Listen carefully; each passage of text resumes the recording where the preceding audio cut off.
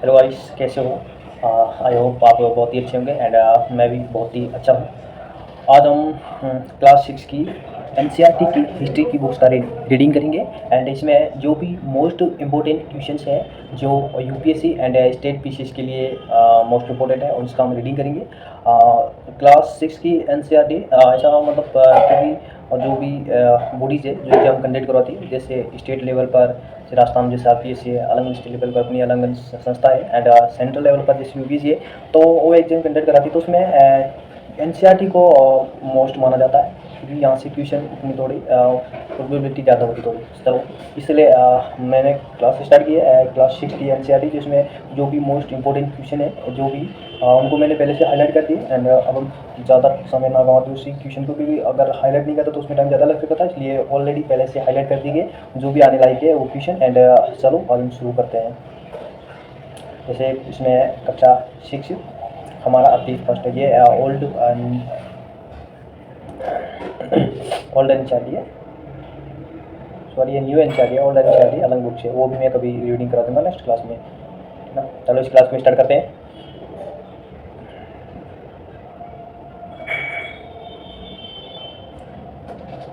NCERT most मानी जाती है क्योंकि जो भी बॉडीज या संस्था एग्जाम कंडक्ट कराती है वो क्लास 6 से लेकर 11 तक की एनसीईआरटी एंड जो भी स्टेट पीसीएस लेवल पर जो एक संस्था एग्जाम कंडक्ट कराती है वो इन्हीं से ट्यूशन ज़्यादा मतलब ट्यूशन उठाती है। तो ये थोड़ी एनसीईआरटी यूपीएससी के लिए मोस्ट इम्पोर्टेंट मानी जाती है, स्टेट पीसीएस के लिए भी, बट हाँ वो उस पर डिपेंड करता है वो कितना बस यहाँ से मतलब है चीज़ें उठाती है। जैसे यहाँ पर हर बुक्स में ये बात की उद्देश्य का जैसे प्रस्तावना आता है वो हर एक बुक्स में दी हुई है ना, तो उसका कभी वो जिक्र करेंगे। आज हम डायरेक्ट चलते हैं चैप्टर की तरफ से।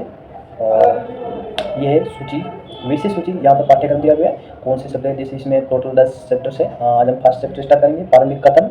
जैसे प्रारंभिक कथन यहाँ था क्या, कब, कैसे, लोग कैसे रहते थे, है ना, लोग क्या खाते थे, और मतलब जो भी प्रारंभिक अवस्थाएं थी, लोग जहाँ से उन्होंने जीवन स्टार्ट किया वहाँ से उस चैप्टर का जब अध्ययन करेंगे। और उसमें बताया कि जैसे हर चैप्टर की मतलब डेफिनेशन है, उसके बारे में एविडेंस है, उसके उसके मतलब एडवांस लेवल पे जो जो भी इंफॉर्मेशन होती है वो है, एंड उसके उपयोगी शब्द है जैसे वो आने के लायक होते हैं। उसके अलावा कुछ ऐसी मोस्ट इंपॉर्टेंट डेट होती है, तिथियाँ, उसके अलावा मतलब ऐसे क्वेश्चन जो मेंस में आने के लायक उनका भी थोड़ा जिक्र करेंगे, ठीक है ना।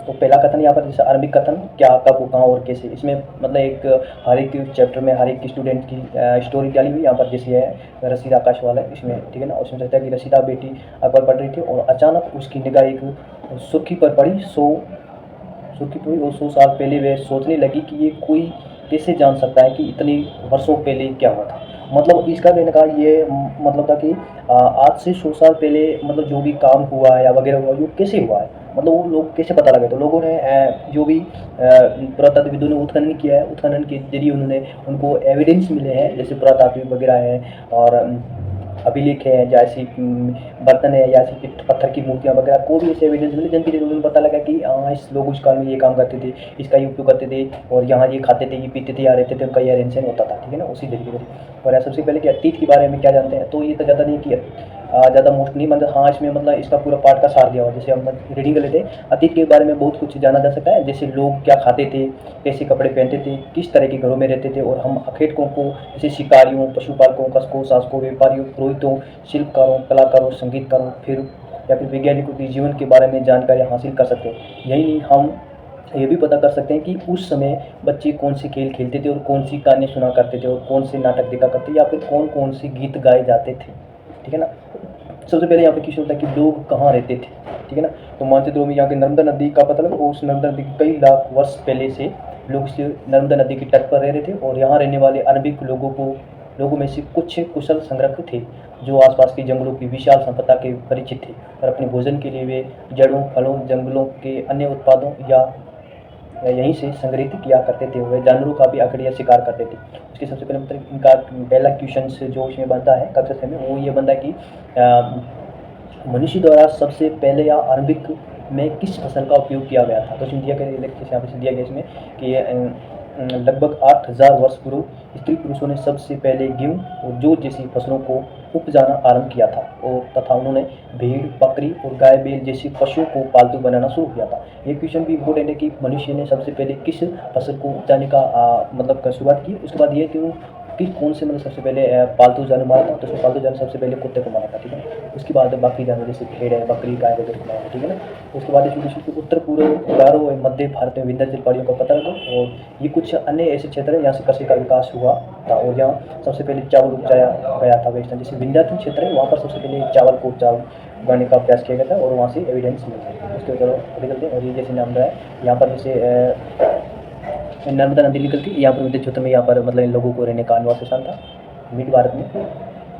उसके बाद आगे चलते हैं तो यहाँ मतलब कि सिंधु उसकी सहायक नदियों की पता लगो, मतलब सिंधु उसकी सहायक नदियों के किनारों पर ही लोगों का आरंभिक विकास होता था सबसे पहले। उसी पर हम बताते हैं कि लगभग 4700 वर्ष पूर्व इन्हीं नदियों के किनारे कुछ आरंभिक नगर खुली बनी, ठीक है। ये क्वेश्चन था कि सबसे पहले किन नदियों के किनारे नगरों का विकास होता, तो ये सिंधु की सहायक नदी के किनारे, ठीक है। तो गंगा उसकी सहायक नदियों के किनारे तथा समुद्र तटीय इलाकों में नगरों का विकास लगभग 2500 वर्ष पूर्व हुआ। ये भी मतलब एक असत्य कथन के रूप में कहा जा सकता है कि सबसे पहले सिंधु सहायक नदी के किनारे नगरों का विकास होता है। सेकंड कथन यह कर सकते कि गंगा एवं उसकी सहायक नदी के किनारे नगरों का या प्रारंभिक नगरों का विकास होता है, तो उसमें सत्य कथन होगा जो सिंधु सहायक नदी के किनारे। ये दृष्टि की बुक से एनसीईआरटी हिस्ट्री, उसमें अगर आप देखोगे तो उसमें ये क्वेश्चन डायरेक्टली उठे हुए, ठीक है ना, क्योंकि उसमें क्वेश्चन की पूरी एक श्रृंखला बनी हुई है। उसको चलो नेक्स्ट आगे चलते हैं। उसके बाद देखिए गंगा उसकी सहायक नदी का पता लगाओ। गंगा के दक्षिण में इन नदियों के आसपास का क्षेत्र का प्राचीन नाम मगध, वर्तमान जो बिहार में स्थित है, नाम से जाना जाता था, और इसके शासक बहुत शक्तिशाली थे और जिन्होंने एक विशाल राज्य स्थापित किया था, ठीक है। और देश के अन्य हिस्सों में भी राज्य की स्थापना की गई थी। यह मगध है जो उस टाइम बहुत ही शक्तिशाली माना जाता था, क्योंकि मगध जो एक सबसे पहले खेती वगैरह का कार्य वगैरह है, जो भी विद्या है वो मगध में शुरू थी। मगध नदियों के किनारे स्थित था जिनका उपयोग सिंचाई के लिए किया जाता था, और जंगलों से घिरा हुआ मगध था, इसलिए जंगलों से हाथी उनको खाने पीने की चीज़ें भी प्राप्त होती थी, और हाथी जिनका उपयोग परिवहन के रूप में युद्ध में भी किया जाता था, ठीक है ना। उसके बाद यहाँ शक्तिशाली सांसों की श्रृंखला रही है जिन्होंने अपनी राज्य को स्थापित किया और आगे आगे विस्तृत करते गए। उसके बाद है चलो नेक्स्ट चलते हैं आगे टॉपिक की तरफ। जैसे हो रही है इनको अगर शरीर शास्त्र पढ़ते हो तो ठीक है, आपकी एक अंडरस्टैंड मजबूत होगी, बट जो भी क्वेश्चन बनते हैं मैंने वो चीज़ हाईलाइट की है, मैं वही चीज़ पढ़ाऊंगा, ठीक है ना। तो उसके बाद इस आवागमन ने हमारी सांस्कृतिक परंपरा को समृद्ध किया, और कई सौ वर्षों से लोग पत्थर को तरसने, संगीत रचने, यहाँ तक कि भोजन बनाने के नए तरीकों के बारे में एक दूसरे के विचारों को अपनाते थे। उसके बाद जैसे भारत का नाम भारत पड़ा या इंडिया पड़ा, वो किस तरह उस चीज़ का जिक्र करता है। उसके इंडिया शब्द इंडस से निकला, जिससे संस्कृत में सिंधु कहा जाता है, ठीक है। और प्लस में देखो कि ईरान उसके लगभग का पता लगा, और लगभग 2500 वर्ष पूर्व उत्तर पश्चिम की ओर आने वाले ईरानियों और यूनानियों ने सिंधु को हिंदोस तथा इंडोस, और इस नदी के पूर्व में स्थित भूमि प्रदेश को इंडिया कहा, ठीक है। और भारत नाम का प्रयोग उत्तर पश्चिम में रहने वाले लोगों के एक समूह के लिए किया जाता था, और इस समूह का उल्लेख सर्वप्रथम संस्कृत की आरंभिक प्रति संस्कृत में भी मिलता है। बाद में इसका प्रयोग देश के अन्य भागों या क्षेत्र में भी होने लगा, ठीक है।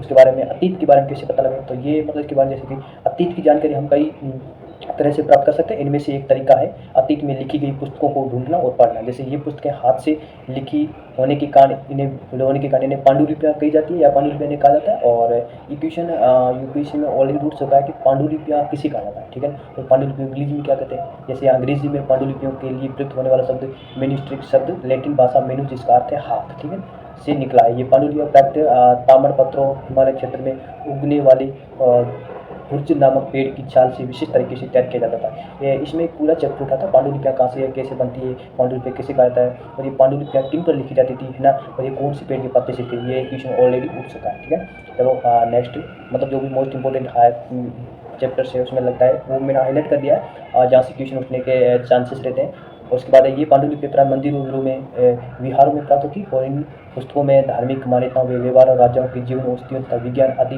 प्रकार के विषयों की रचना मिलती है, ठीक है ना। और इनमें से कई संस्कृत में लिखी हुई थी, जबकि अन्य प्राकृतिक तमिल में लिखी। जैसे इसमें क्वेश्चन था, एक मैंने देखा था यूपीएससी में कि इसमें ओनली फॉर मतलब जो भी पांडुलिपि है वो संस्कृत में लिखी गई, लेकिन यहाँ संस्कृत में नहीं लिखी गई, संस्कृत के साथ साथ जैसे यहाँ प्राकृतिक तमिल भाषा का भी प्रयोग किया गया, ठीक है।